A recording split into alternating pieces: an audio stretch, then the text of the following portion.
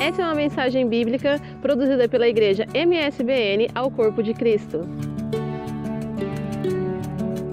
Vamos ler a Bíblia e logo após vamos tomar o nosso assento. Vamos ler Gênesis capítulo 39, versículos 6 e 7. É o texto que nós vamos partilhar nesta noite. Livro de Gênesis, primeiro livro da Bíblia, capítulo 39.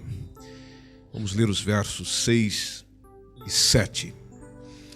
Diz assim a palavra de Deus: E deixou tudo o que tinha na mão de José, de maneira que de nada sabia do que estava com ele, a não ser do pão que comia.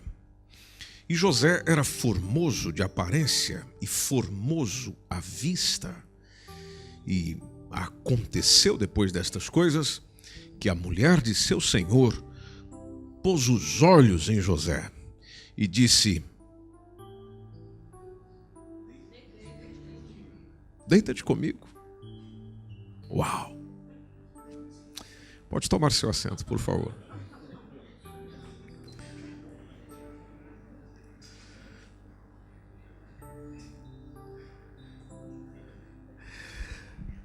A história de José é muito conhecida por grande parte das pessoas que já ouviram, assistiram algum filme, acompanharam alguma série sobre a história deste homem, do qual, na sua adolescência, era preferido pelo pai, recebeu prendas do pai, foi agraciado pelo pai, mas pelos sonhos que teve, foi traído pelos seus irmãos. José passou por experiências amargosas, difíceis, penosas, sendo vendido como escravo, mas a quem ele foi vendido, que é justamente o que trata o capítulo 39, do qual ele é levado para o Egito, conforme diz desde o versículo 1, onde os ismaelitas venderam a um egípcio chamado Potifar, que era um oficial, era o capitão da guarda do palácio. E interessante que, diversas vezes, Gênesis diz que o Senhor estava com José.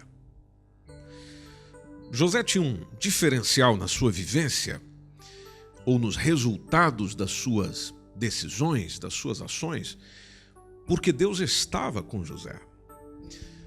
Tudo ia dando certo na vida do José.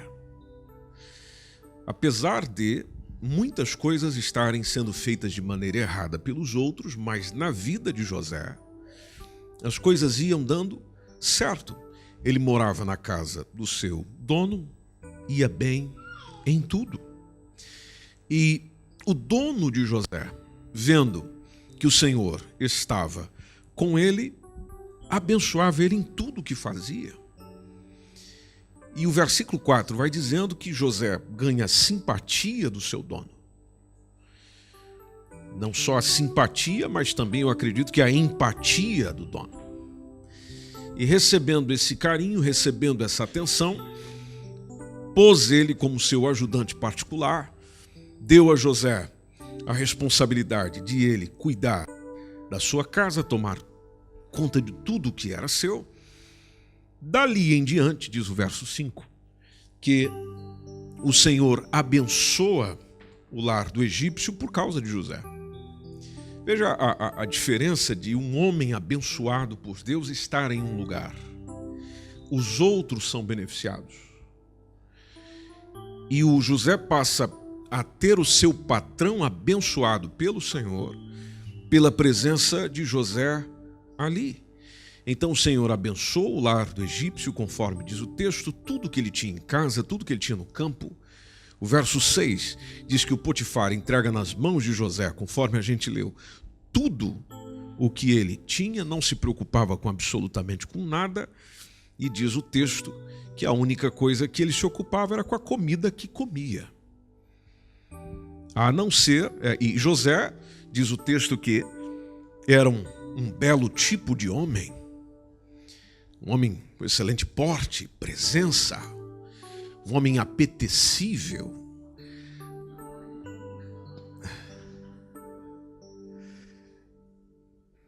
Um homem desejado.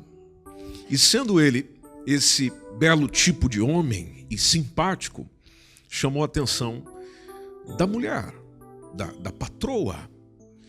No verso 7 que nós lemos, passa um tempo, ela se aproxima muito dele, está perto dele, e ela simplesmente chega, diz para José: deita-te comigo, depois de cobiçá-lo.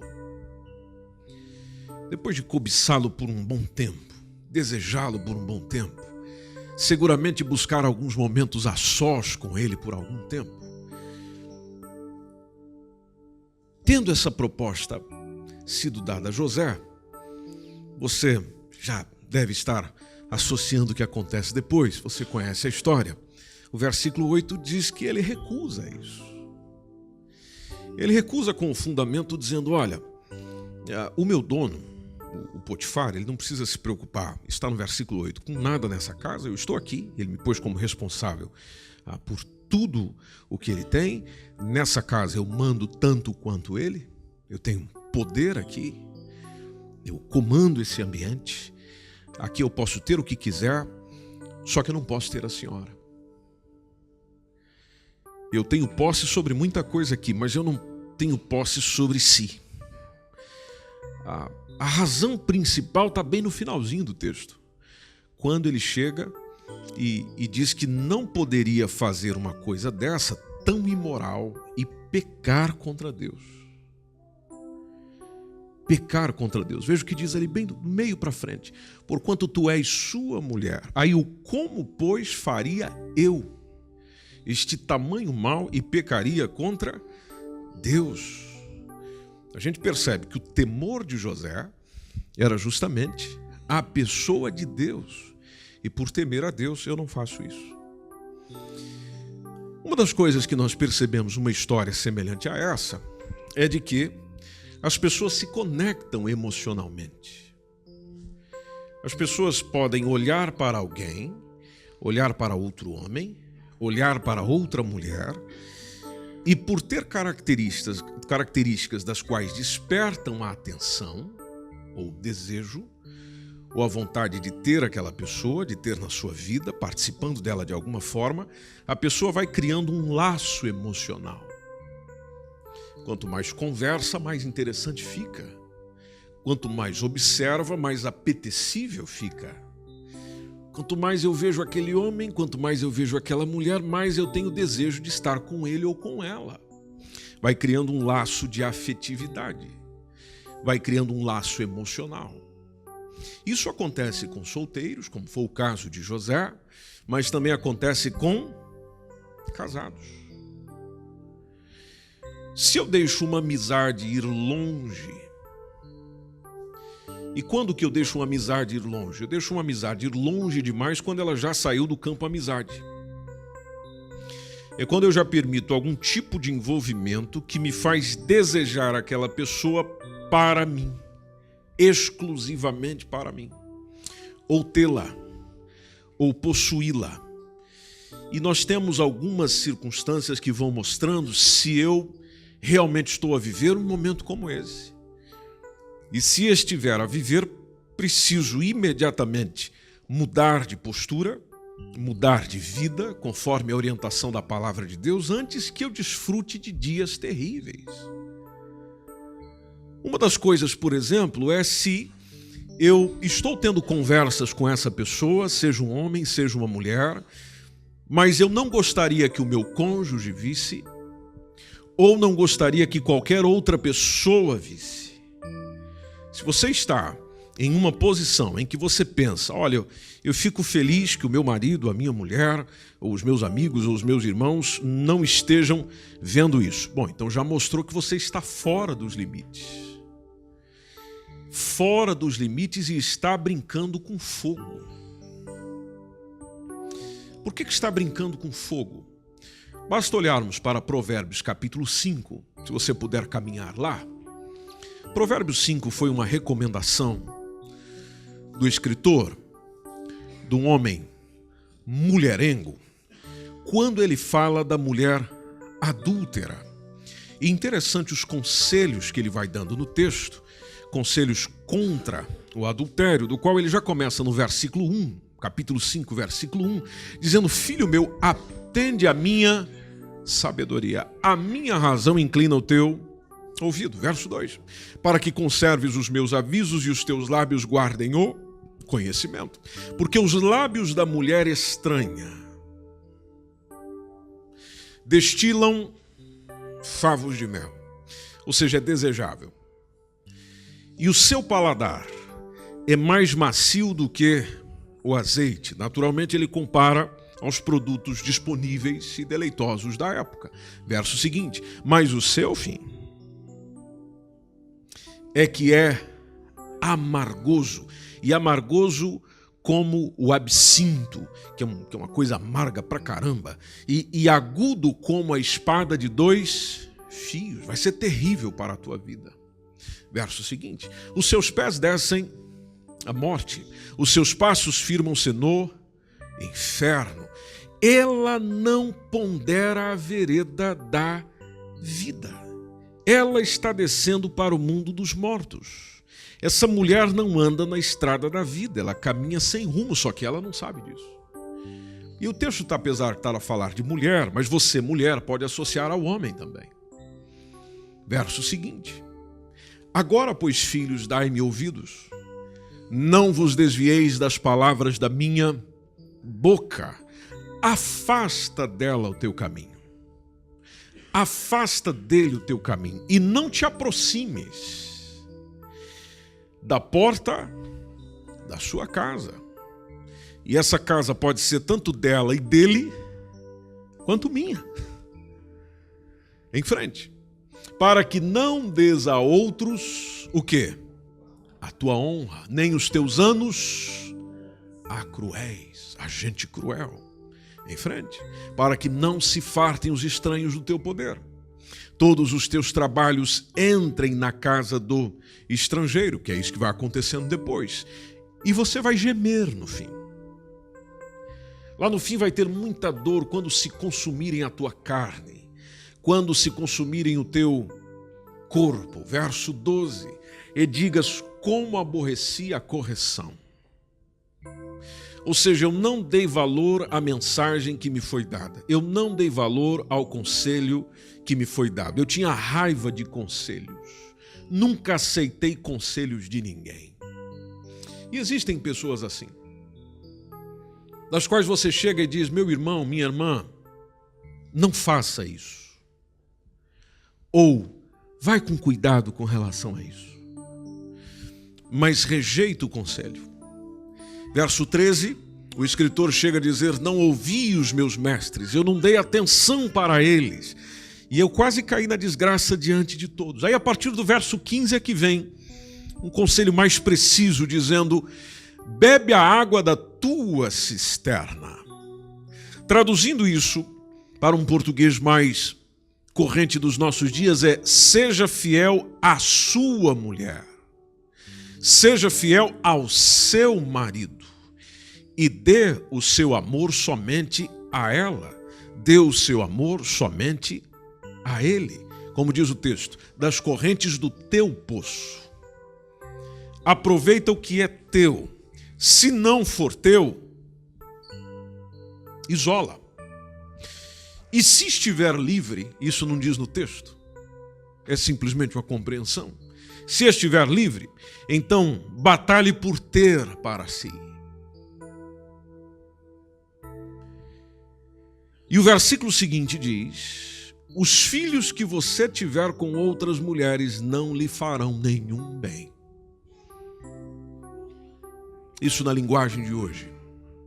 Na versão da Almeida Revista e Corrigida, temos: derramar-se-iam por fora as tuas fontes e pelas ruas os ribeiros de águas. Verso 17. Seja para ti só, e não para os estranhos contigo. Sempre em frente. Seja bendito o teu manancial, e alegra-te com a mulher da tua mocidade. Alegre-se com a sua mulher. Alegre-se com o seu marido. Seja feliz com a moça que você se casou. Seja feliz com o moço que você se casou, que talvez agora já não é mais um moço, uma moça, no sentido mais prático do termo, mas é a mesma pessoa. E naturalmente eu sei que você não casou pela beleza, porque a beleza é passageira, é vã. Mas a pessoa com a qual você casou, essa permanece em frente. Como serva amorosa e gazela graciosa, saciem-se ou saciem-te os seus seios em todo o tempo, e pelo seu amor seja atraído perpetuamente. Versículo 19, em outra versão, diz: amorosa como uma corça, graciosa como uma cabra selvagem, que ela cerque você com o seu amor e os seus encantos sempre o façam feliz. Aleluia. Aí o verso 20 tem uma pergunta: por que você vai dar valor ou seu amor a uma mulher imoral, a um homem imoral? Por que você prefere os encantos da mulher de outro homem? Verso 21, Deus sabe por onde você anda e vê tudo o que você faz. Na Almeida Revista e Corrigida, os caminhos do homem estão perante os olhos do Senhor, Ele aplana todas as suas carreiras.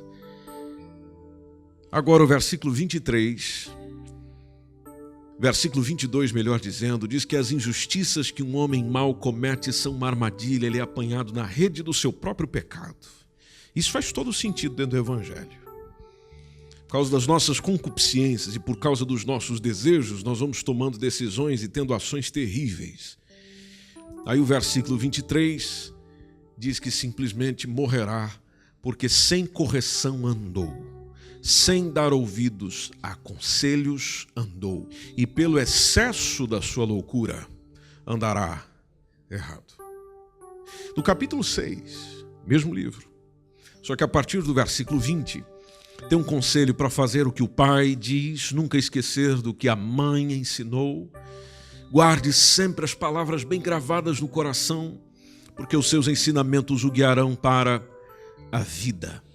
E aí o versículo 25, no mesmo capítulo 6, diz: não cobices no teu coração a sua formosura. Não cobices a formosura do outro, a formosura da outra, nem te prendas com os teus olhos. Verso 26 nos lembra que, por causa de uma mulher prostituta, se chega a pedir um bocado de pão. Em outras palavras, quer dizer, qualquer homem pode ter uma prostituta por pouco dinheiro. Mas diz o texto que a adúltera anda à caça de preciosa vida. Isso quer dizer de que o adultério custará a ele, ou custará a ela, a sua própria vida. Veja quantos conselhos a Bíblia vai especificando nesse sentido. Será que você pode, o versículo 27 tem a pergunta muito conhecida, dizendo: será que você pode carregar fogo no colo sem queimar a sua roupa? Versículo 28 pergunta: será que você pode andar em cima de brasa sem queimar os pés? O versículo 29, e você pode ir acompanhando a versão que está no ecrã. Eu vou lendo outra para que fique mais clarificado o texto. O versículo 29 diz que o homem que dorme com a mulher de outro corre esse mesmo perigo. E quem fizer isso vai sofrer muito. Vai sofrer muito. Por isso que, se eu percebo que tem algumas coisas que eu estou permitindo acontecer na minha vida, não, meu marido não pode ver esse tipo de mensagem que eu recebi do fulano. Não, a minha mulher não pode ver isso aqui. Bom, então já está mostrando a você mesmo de que estás a correr um risco, estás a brincar com fogo, e é importante lembrar de que qualquer relacionamento, inclusive um casamento, para ser saudável, requer total confiança e transparência. Total confiança e transparência. Ou seja, diante de Deus, diante dos homens e precisamente do seu cônjuge, não tem nada para se esconder. Segunda coisa que eu preciso estar de olho é se eu estou me vestindo para impressionar um indivíduo especificamente, que não seja o cônjuge. Quando nós tentamos ser visualmente atraentes para o indivíduo que não seja o nosso cônjuge, então nós estamos abrindo uma porta muito perigosa. E talvez eu esteja a falar com pessoas que estão a viver isso. Você até é casada, mas na hora que você está se vestindo, se preparando, não é para o teu marido, não é para a tua mulher, é para outra pessoa. Eu quero que a outra pessoa chegue e diga: mas que bonito que você está hoje. Nossa, mas que bonita você está. E aí você se derrama com elogio daquele a quem verdadeiramente você deseja. Você não falou para ninguém, mas aqui dentro você sabe o que se passa. É diferente do vestir-se bem profissionalmente, de vestir-se bem para poder falar com seus clientes, é outra coisa. A questão está no vestir-se bem, no apresentar-se bem. A questão é para quem, especificamente, serve a minha apresentação. Se for para alguém em especial, que não seja aquele a quem eu assumi um compromisso na vida, eu estou abrindo uma porta muito perigosa. Outra coisa que é muito importante é eu tentar criar oportunidades para ficar sozinho com alguém que não seja o meu cônjuge. Se você está indo para fora do seu caminho para colidir com alguém, da qual você possa ter uma conversa cara a cara, então isso é uma grande bandeira vermelhinha já chacoalhando e dizendo: olha, você precisava ter distância dessa pessoa. Mas muitas das vezes os nossos desejos e as nossas vontades vão nos impelindo a criar oportunidades para falar sozinho, para ficar sozinho com aquele ou aquela a quem eu não deveria estar. Uma coisa que nós precisamos também estar atentos é se eu excluo mensagens de texto, e-mails de alguém, porque eu não quero que o meu cônjuge veja isso aqui. Se eu já estou escondendo, e às vezes nem é uma questão de cônjuge, é a questão dos outros mesmo. Eu estou escondendo mensagens, escondendo textos, escondendo ligações, então já mostra que eu estou cruzando uma linha óbvia e eu estou tendo já um caso emocional, do qual numa questão de tempo já acontece uma relação afetiva. Acontecendo uma relação afetiva, não havendo domínio, que você já está quebrando as regras há muito tempo, é questão de tempo, é questão de poucos minutos, poucos dias, para poder acontecer uma relação sexual, do qual para lá chegar é a coisa mais simples do mundo. Vivê-la então é uma coisa maravilhosa. A questão, meu irmão, é depois do prazer. O prazer que naturalmente, todo prazer tem o seu ápice no final. Mas depois do ápice do prazer, como é que você resolve a parada?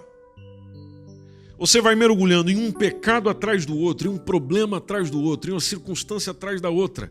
E aí as fantasias românticas, sexuais, consistentes sobre alguém que não seja o seu cônjuge, ou que não é pessoa da qual você tenha colocado uma aliança no dedo dele, ou no dedo dela, dizendo: é com essa pessoa aqui que eu quero relacionar a vida. Não é só sexual, não. É o que eu quero realmente conviver, é o que eu quero estar até que a morte me separe. Se não for com esse tipo de pessoa, então naturalmente não deveria estar tendo aquele tipo de encontro, aquele tipo de conversa, aquele tipo de relação, aquele tipo de situação. Porque os assuntos não começam no quarto.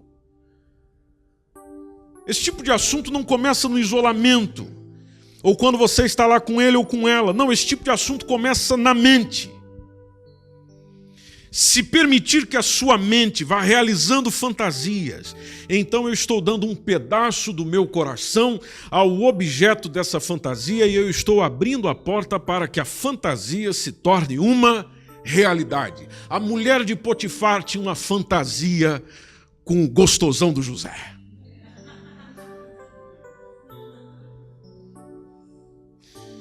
Eu preciso pegar esse cara. E o José, ó, só fugindo. Só fugindo. Só fugindo. Por causa do seu temor a quem? A Deus. Naturalmente, talvez a mulher de Potifar fazia comparações entre ela entre o José e o seu marido, porque esse também é um dos sinais de que alguma coisa anda mal comigo, ou na minha relação, quando eu estou comparando o meu cônjuge a esse outro indivíduo, a esse outro homem, a essa outra mulher. Quando eu vou me envolvendo emocionalmente com alguém, a tendência mental é ver essa nova pessoa quase como que perfeita. Ilusão da paixão. E em comparação, as falhas da minha esposa ou do meu esposo vão se tornando muito mais óbvias. Se eu me torno mais crítico do meu cônjuge, enquanto mentalmente eu estou comparando o meu cônjuge com essa outra pessoa, então eu estou já caindo numa armadilha tóxica. E o Espírito Santo fala conosco nesta noite com relação a isso. Talvez você esteja a pensar, mas eu nem casado sou. Mas você corre o mesmo risco. Porque uma mulher casada pode vir para cima de você. Um homem casado pode dar em cima de você. Aliás, Deus sabe o que sucederá consigo essa semana. Já está te alertando. Já está chamando a sua consciência para o pensamento que deveria processar. E aí é onde eu preciso atentar-me de que o inimigo está armando uma cilada para trazer dores para a minha vida, problemas para a minha vida, complicações para a minha vida, e eu, na ilusão dos prazeres, dos desejos, vou me deixando levar. O que acontece com muitos é que você já vai planeando a vida junto com essa outra pessoa. Porque uma vez que nós começamos a romantizar uma nova vida com essa outra pessoa, então eu estou já num lugar perigosíssimo. O que eu devo fazer nessa hora? Bom, o que eu devo fazer nessa hora é parar e pensar o que é que eu estou fazendo. Por que eu estou permitindo isso acontecer na minha vida, no meu relacionamento, no meu casamento? Eu preciso repensar, rever, reavaliar até as minhas próprias convicções, se possível, confessar ao cônjuge e lutar pelo meu casamento. E lutar pela minha relação, ou seja, abrir o jogo e dizer, olha, está a acontecer isso comigo, eu preciso da sua ajuda, eu não fiz nada ainda, não me envolvi com nada, mas está a acontecer isso, eu preciso que você me ajude a superar essa situação. A mulher de Potifar não fez nada disso. Ela simplesmente partiu para cima do rapaz, partiu para cima do José. Por que não rolou?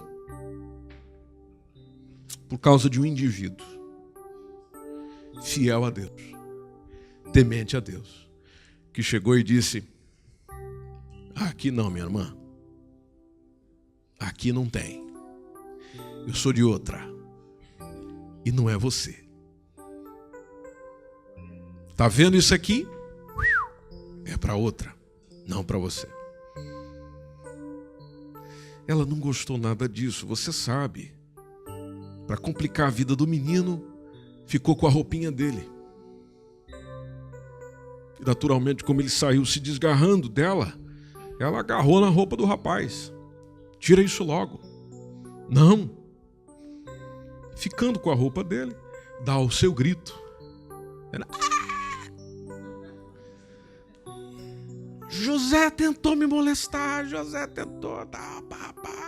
E naquele tempo já acontecia o que acontece hoje. Onde a palavra da mulher... Uma mulher... Atenção, homens. Uma mulher que quiser nos prejudicar. Homens. Ok, homens. Uma mulher que queira acabar com a sua reputação. Acabar com a sua moral. Tudo que ela precisa hoje é criar uma oportunidade para estar só com você. Para que depois ela coloque a boca no trombone, se ela é uma mulher de má índole, e chegue e diga, olha, o fulano tentou me molestar. Ó, fulano me assediou. Você não fez nada. Mas você já está condenado. As pessoas vão acreditar na palavra dela, não na sua. Você vai dizer, eu não fiz nada. Peçam para ela provar, eu não fiz nada. Mas não adianta, meu irmão. Vai rolar no WhatsApp, vai para o Facebook, vai para tudo. Vai para tudo. E lá está que você tentou molestar e tal, uma menina, uma mulher e tal, estava na sala, reunido, assediou e assim foi. Você já está condenado. O assunto pode até ir para a justiça, vai levar o seu tempo, mas você já está condenado, porque as pessoas vão ficar com a palavra da acusação e não com provas. Você já percebeu quantos artistas, homens, estão sendo prejudicados por causa que uma mulher chegou e disse, ele fez isso. Aí pronto, acabou a vida do cara. Foi mandado embora da empresa, foi despachado, já ninguém mais quer saber dele. Tantos anos de serviço, tantos anos dedicando, talvez até cometeu algum erro, mas pede desculpa pelo erro. Reconhece o erro, mas não adianta, o pessoal te condena. Ainda mais agora nesses movimentos feministas, isso está uma loucura. E veja que não é algo novo, já foi nos dias de José. Porque o resultado para José foi prisão. Não teve investigação. Ninguém foi ver a safada da mulher do Potifar.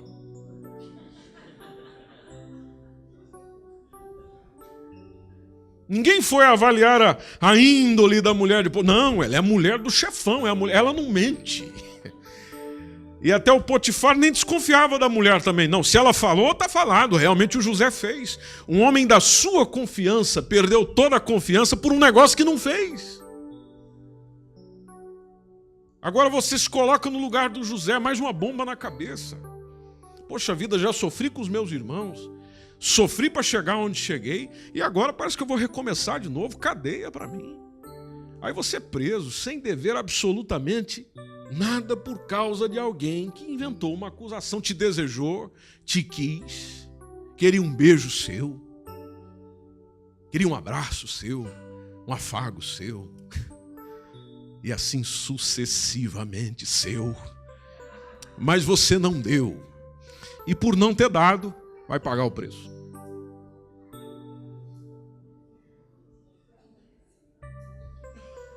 Vai pagar o preço.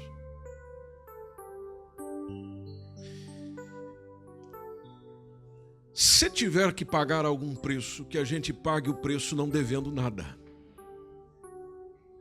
Amém? Não devendo nada. Se acontecer alguma coisa e se você for penalizado, que seja pela sua inocência, mas não porque você é culpado. Porque no caso de José, meu irmão, Deus estava na vida do rapaz. E você sabe, mesmo ele na prisão ele foi progredindo, crescendo e se dando bem na vida.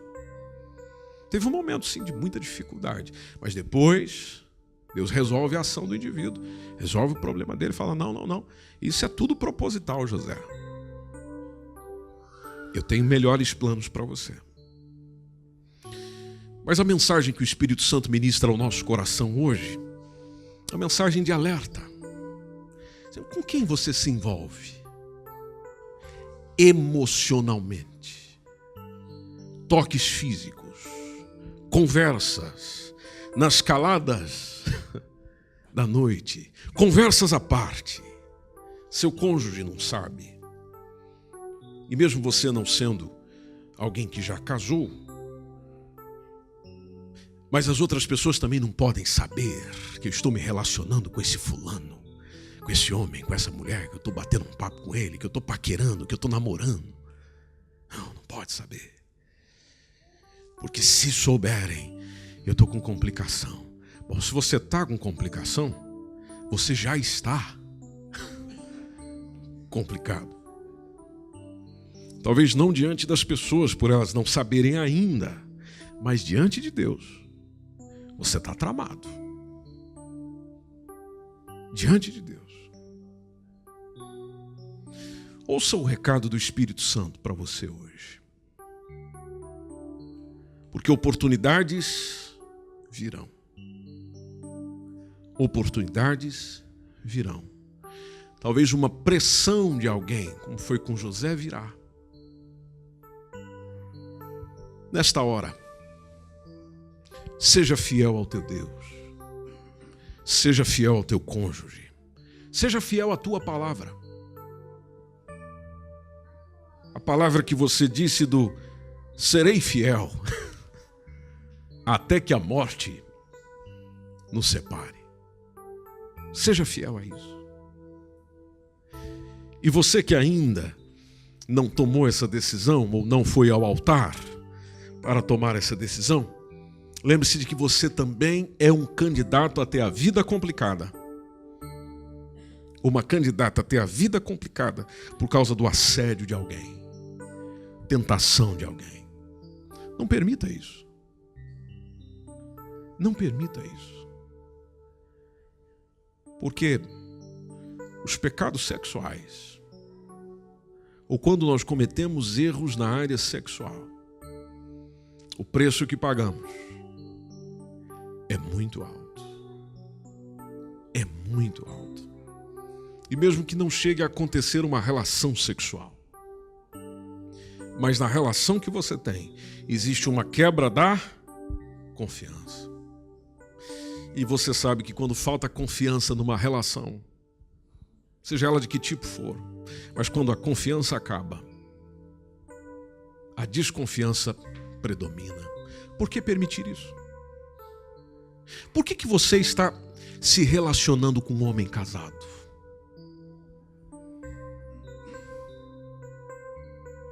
Eu falo isso movido pelo Espírito Santo de Deus. Por que você está se relacionando com um homem casado? Por que você está trocando mensagens com uma mulher casada? Por que você está fazendo isso? Por quê? Não faça isso. É ruim para você. Você está destruindo a si mesmo e destruindo a família dos outros, o casamento dos outros, o pai dos outros, a mãe dos outros. Por que permitir ser instrumento do diabo? Quando você é chamado para ser um instrumento divino, de edificação, de paz, de edificação da família, de as coisas serem como sempre deveriam ser.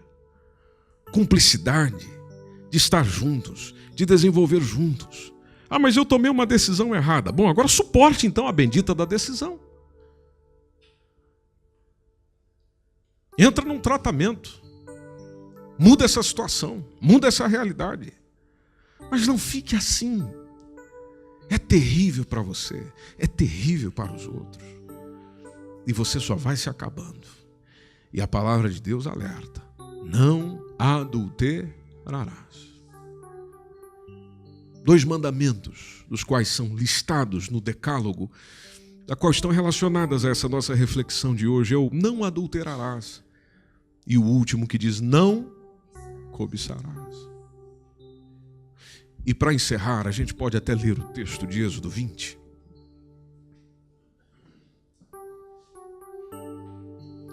Êxodo 20.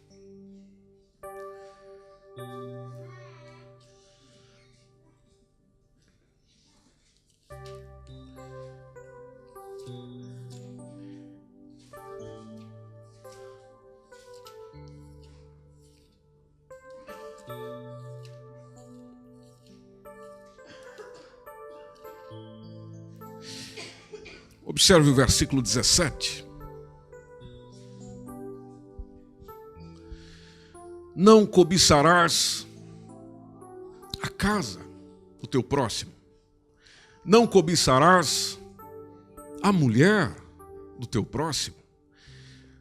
Nem o servo, nem a serva, nem o boi, nem o jumentinho, nem coisa alguma. É do outro, meu irmão. Então não tem nada a ver comigo. Não tem nada a ver comigo. Nem mulher, nem bens, nem pessoas, nem filhos, qualquer outra coisa que seja dele, qualquer outra coisa que seja dela, não tem nada a ver comigo. Eu vou correr atrás do meu. Dos outros eu não quero nada, quero o meu. E quando você já tem o seu, ou a sua, se esbalda, meu irmão. É bíblico, meu querido. É bíblico. Você nem está obedecendo o que a palavra de Deus diz.